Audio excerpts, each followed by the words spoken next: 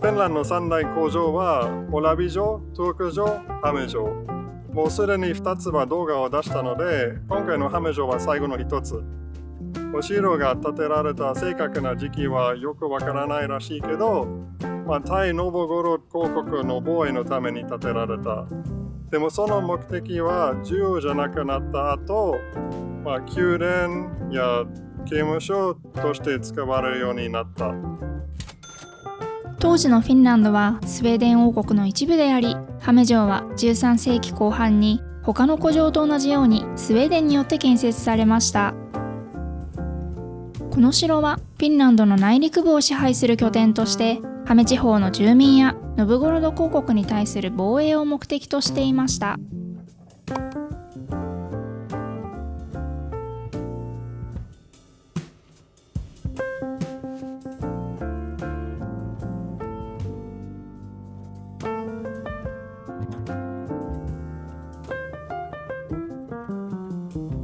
建設当初は木造の要塞でしたが、時代を経て石造りの堅固な城へと進化。城の中央には大きな中庭があり、その周囲には主塔や要塞化された壁が配置されています。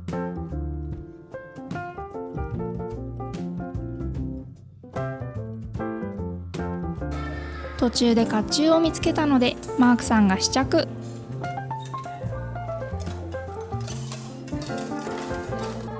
甲冑のサイズが体に合わないとかなり痛そうですよね。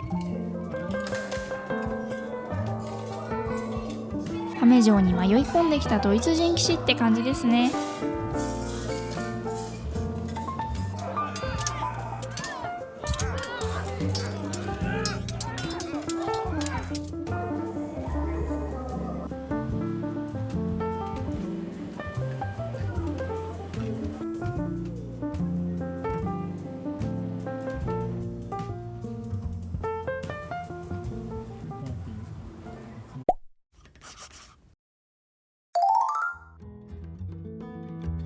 そしてお次はイッタラ村へ。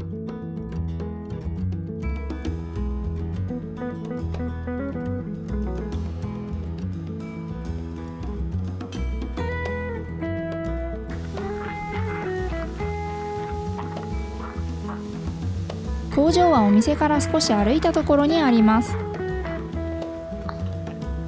実は2回目の訪問。1回目はガラス工場の営業時間外でした。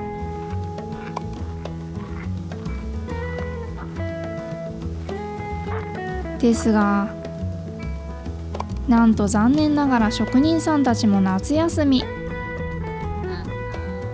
直前に確認すべきでした。気を取り直して美術館へ。デザインミュージアムイッタラでは1880年代から現在に至るまでのガラス作品を展示しています。イッタラは1881年にここフィンランドのイッタラ村のガラス工場で生まれました。当初イッタラは吹きガラスや型押しガラス、磨きガラス、彩色ガラスおよび彫刻ガラスを作っていましたが、20世紀初頭に入ると食器類に様々な装飾が施されるようになりました。イッタラでは年に一度ガラス工場の中庭に古い海底の砂が運ばれるんだそうです。その細かく拍車のような傾斜をガラス原料に混ぜて透明度のある藍ガラスを作り、その他の極秘の製法をもとに数十種類の色合いの色付きガラスの製造をしています。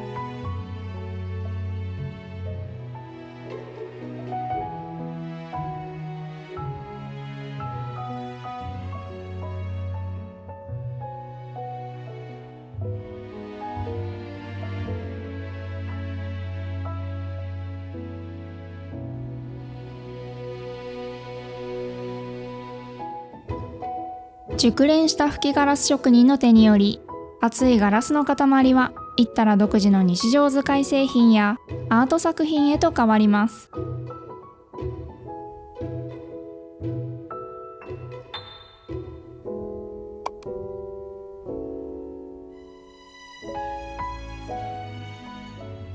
ではアウトレットの店内をチェック。店内は結構広々としています。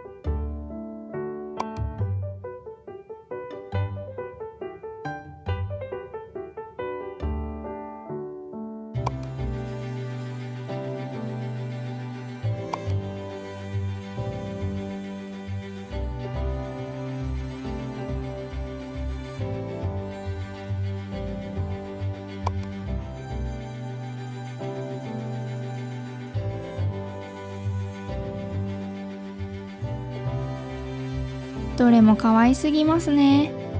この木もセットで欲しいです。そして私たち夫婦のお気に入り、アルバ・アールトのコレクション。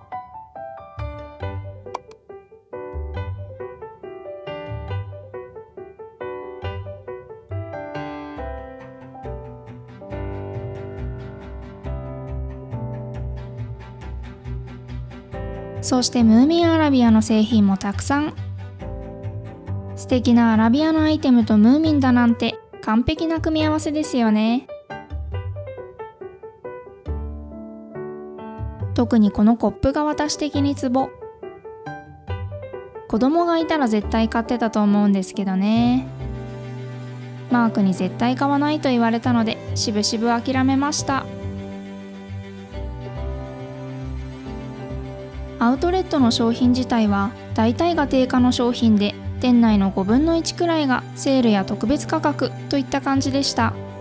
顧客から持ち込まれた昔の商品、ヴィンテージの品揃えはほとんどなく、ディスプレイに紛れている程度でした。購入商品はまた別の動画で紹介しようと思うのでお楽しみに。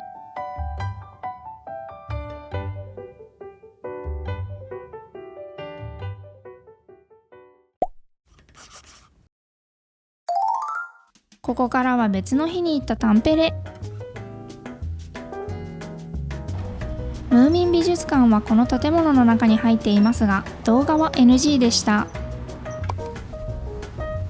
中には原画と模型が展示されています。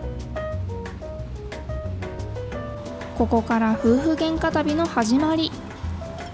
マークにムーミンに飽きていてもタンペレに行くと決めたならちゃんとしてねと念を押していたのですが、ずっとチェスをしていたので私も我慢の限界ということでお互いしばらく無言。一人旅ですね、ほとんど。まるでこの鳥たちのようです。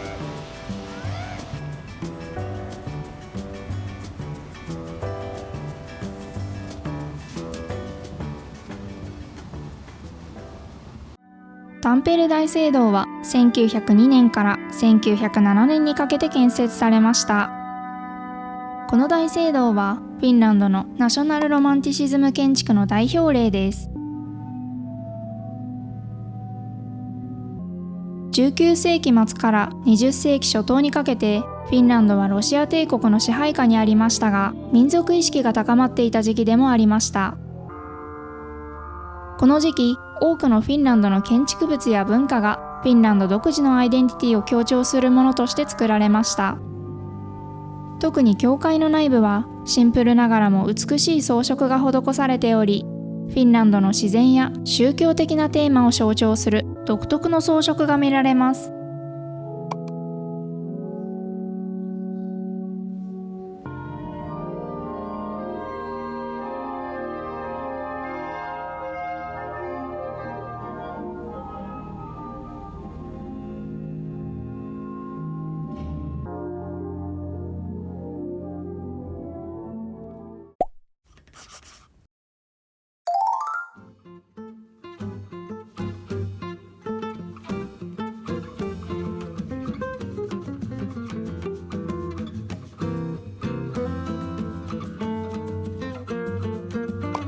私はシナモンビール。シナモンがたっぷりかかっていて優しい味わいでした。マークはジンジャービール。普段はシナモンの方が好きなマークさんですが、このジンジャービールはとても気に入っていました。私はトナカイやラム肉などのさまざまな食材がたっぷりと並べられた料理。マークはトナカイの肉とじゃがいものケーキにベリーのソースをかけた料理。トナカイの肉は特に北欧で食べられているそうですが、臭みもなく硬すぎず柔らかすぎず食べやすいお肉でした。本当はタンペレ名物のムスタマッカラという豚の血液を混ぜたソーセージを食べてみたかったのですが、マークに反対されたのでスカンジナビア料理のレストランにしました。ドイツにも似たような料理が存在するので、いつかドイツの動画で紹介しようと思います。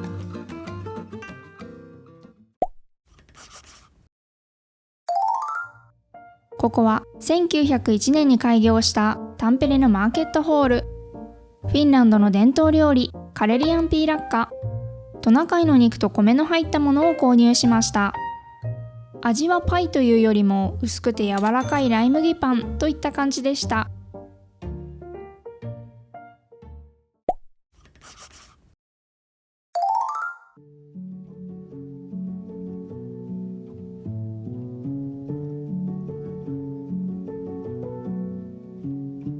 タンメルコスキー川はタンペレ市を流れる重要な川で、都市の発展や歴史に大きな役割を果たしてきました。1800年代に入ると川の急流が工場の動力源として利用され始め、タンペレはフィンランドの主要な工業都市として成長しました。1820年代にはスコットランドの実業家が川沿いに綿工場を設立し、この工場がタンペレの産業革命の基盤となり、川の水力を利用して多くの工場が稼働するようになりました。現在でも川は一部の水力発電所に使用され、電力供給源の一つとなっています。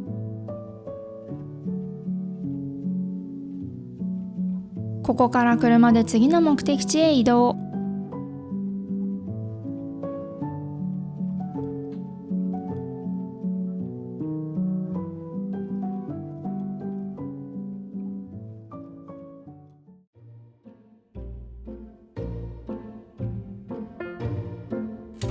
ナシンネウラ展望台は1971年に完成し、以来タンペレの象徴的な建造物となっています。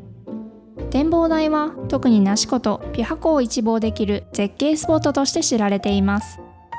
タワーの高さは168メートルで、フィンランドで最も高い展望台であり、北欧でも屈指の高さを誇ります。また、遊園地の敷地内にあるため、上からアトラクションも眺めることができます。子供心をくすぐられるスポットですよね。マークとも気づいたら仲直り。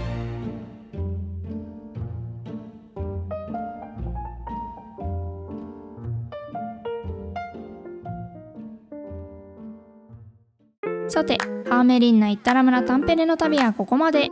次回はヘルシンキの旅動画です。チャンネル登録、高評価ボタンお願いします。また次の動画でお会いしましょう。チュース。